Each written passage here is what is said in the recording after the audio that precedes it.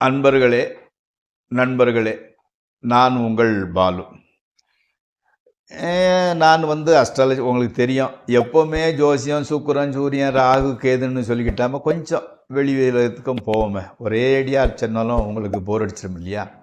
இன்னைக்கு நான் என்ன சொல்ல போறோம்னா, சிலர் இந்த சென்டிமெண்ட்னு சொல்லுவாங்க இல்லையா? அது உண்மையா?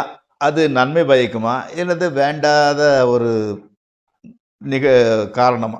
சென்டிமெண்ட்னு சொல்றது. அப்படிங்கிறத பற்றி பார்க்கலாம். இந்த சினிமாக்காரங்களுக்கு சென்டிமெண்ட்ல ரொம்ப பயம், ரொம்ப பக்தி. அவங்களுக்கு சென்டிமெண்ட்டு இருந்துக்கிட்டே தான் இருக்கும்.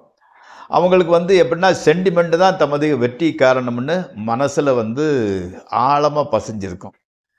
அது கூட ஒரு காரணம் தான், அதை இல்லை என்று சொல்வதற்கு இல்லை.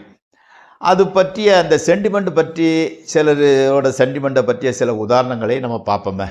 இப்போ உதாரணத்துக்கு தேவர் பிலிம்ஸ் சின்னப்பா தேவர்னு ஒருத்தர் இருந்தார். அது சினிமாவை பார்க்குறவங்க எல்லாருக்கும் தெரிஞ்சிருக்கும். அவர் துணை நடிகராக இருந்து, அதாவது வில்லனுக்கு கையாள் அப்படி இருந்து கஷ்டப்பட்டு அப்படியே கொஞ்சம் கொஞ்சமாக முன்னேறி தயாரிப்பாளராக உயர்ந்தவர். இந்தியில் சூப்பர் ஸ்டாராக இருந்தார் ராஜேஷ் கண்ணான்னு ஒருத்தர். அவரை வச்சு 6 மாதத்தில் ஒரு படம் எடுத்து, அந்த படத்து பேர் ஹாத்தி மேரா சாத்தி எடுத்து அதை சூப்பர் டூப்பர் ஹிட் ஆகி வெளியிட்டவர். இந்திய திரையுலகமே அவர் ஆச்சரியமாக திரும்பி பார்த்துச்சு. ஏன்னா ராஜேஷ் கண்ணா கால் ஷீட்டுக்காக 3 வருஷம் கூட காத்திருந்தவங்க உண்டு. அப்பேற்பட்ட ராஜேஷ் கண்ணாவை வச்சு 6 மாதத்தில் ஒரு படத்தை எடுத்து விட்டு அதை வெற்றி பெற செய்வதால் மிகுந்த சாமர்த்தியம் மிக்கவராக தான் இருக்கணும். அதே மாதிரி எம்ஜிஆரை வச்சு 17 படங்கள் எடுத்து சாதனை புரிந்தவர். அவர் என்னென்னா தேவர் பிலிம்ஸ்னு சினிமா கம்பெனி எடுத்த உடனே தேவர் பிலிம்ஸ்ன்ட்டு ஒரு யானை பிளிரிட்டி வர மாதிரி சென்டிமெண்ட் ஒரு சீன் வச்சுருப்பார். யானை அவருக்கு பிடித்த அதிர்ஷ்டமான மிருகம். நம்பர் 1. நம்பர் 2 என்னன்னு கேட்டிங்கன்னா, எம்ஜிஆர் அந்த அவர் படங்களில் எம்ஜிஆர் முதல்ல அவர் ஷூட்டிங் எடுக்குது அப்படின்னா எம்ஜிஆர் வெற்றின்னு சொல்லிக்கிட்டு வருவார். அதுதான் முதல் ஷாட். எல்லா படங்கள்லையும் அந்த வெற்றின்னு எம்ஜிஆர் சொல்கிற வசனங்கள் அந்த சீன் இருந்தே இருக்கும். ஒன்று, அவர் எப்போவுமே வாகினி ஸ்டுடியோவில் 6வது ஃப்ளோர் 6th ஃப்ளோர்லலாம் ஷூட்டிங்கை ஆரம்பிப்பார்.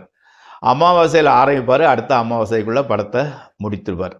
அவர் பெரும்பாலும் எம்ஜிஆர் வச்சு இந்த சென்டிமெண்ட்டோடு எடுத்த படங்கள் எல்லாம் வெற்றி பெற்றவை தான். ஆமாம், அதனால் அவன் தேவர் ஃபிலிம்ஸுக்கு அந்த யானை சிம்பல் வெற்றிங்கிற வார்த்தை, வாகினி ஸ்டுடியோ 6th ஃப்ளோர், அமாவாசை ஷூட்டிங் இதெல்லாம் மிகுந்த வெற்றியை கொடுத்தவை. அடுத்தால இன்னொன்று இப்போ சொல்கிறோம் இல்லையா, உங்களுக்கு சின்னப்பா தேவரை பற்றி சரியாக நிறைய பேருக்கு தெரிந்திருக்க வாய்ப்பு இல்லை. நயன்தாரான்னு எல்லாருக்கும் தெரியும், லேடி சூப்பர் ஸ்டார் இல்லையா. அவங்க மது அருந்துவது போல், மது வாங்கிறது போல் காட்சிகள் இருக்கும். வில்லு படத்தில் வரும். அடுத்தால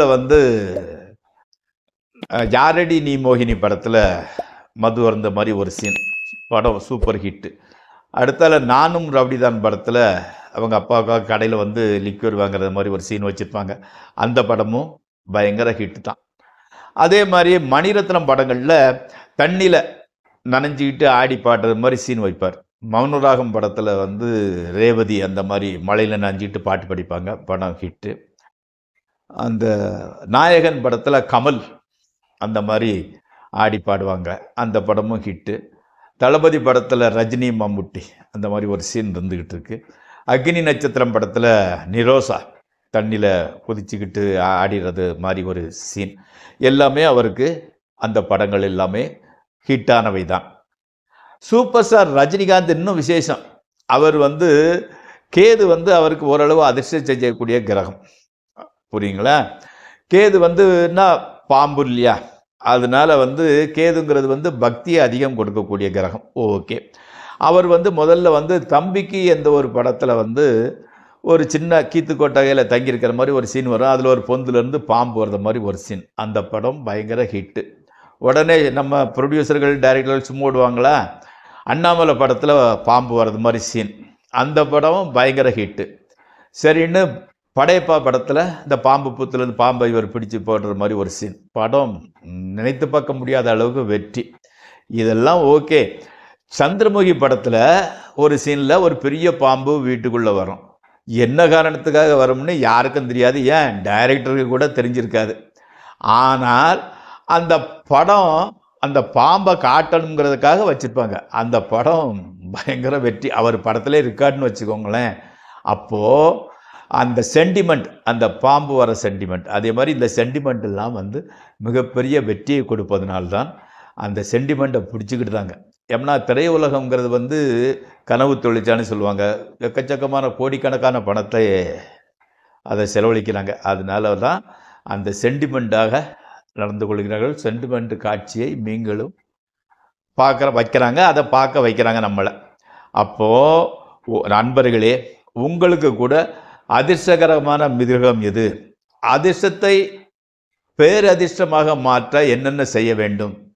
97408464 நம்பருக்கு ஃபோன் பண்ணி அப்பாயின்மெண்ட் வாங்கி உங்களை ஜாதகத்தை கொடுத்தீங்கன்னா, நாங்கள் என்னென்னது உங்களுக்கு சென்டிமெண்ட்டாக வைக்கணும், எந்த இடத்துல இருக்கணும், என்ன கலர் போடணும், எல்லாத்தையும் விரிவாக உங்களுக்கு விளக்குகிறோம்.